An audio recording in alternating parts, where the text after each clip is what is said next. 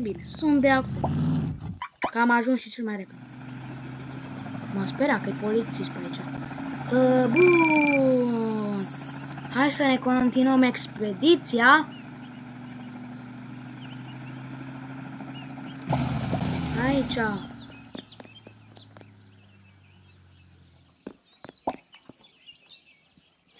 Acum, în update-ul ăsta nou, nu poți să folosești ăsta fără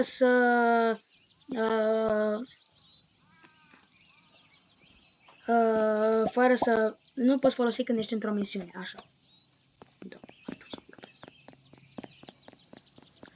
Și acum mi-a mai rămas doar săracul de card albastru. Și s-a deschis piramida. S-a deschis piramida, merge. Nu. Știi ceva? Sau? Tot aia e dacă mor. Mi-e ciudă să pierd acum cardul albastru, o să profit de el, dar la sfârșitul videoclipului vom face asta. Piramida va fi singura jefuială, ultima adică, jefuială, fiindcă după aceea vreau să mă ocup de celălalt.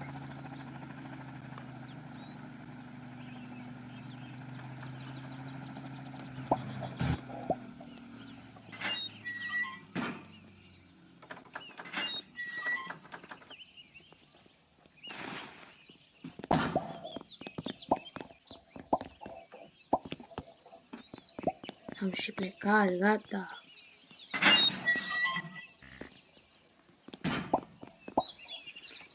Ăla săracul a rămas blocat acolo.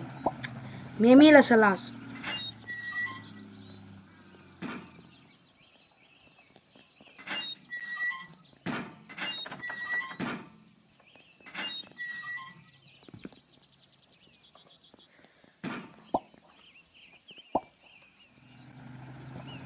Bun. Acum că mi-am luat eu Game Pass-ul, putem pleca. Și vom merge la discotecă. Da, ăsta nu știu dacă și-a luat arme. Ți-ai luat arme, oare? Ok. Hai că mergem direct la discotecă. Dacă nu a coborât până acum... Uite aici! Poate luăm cristale.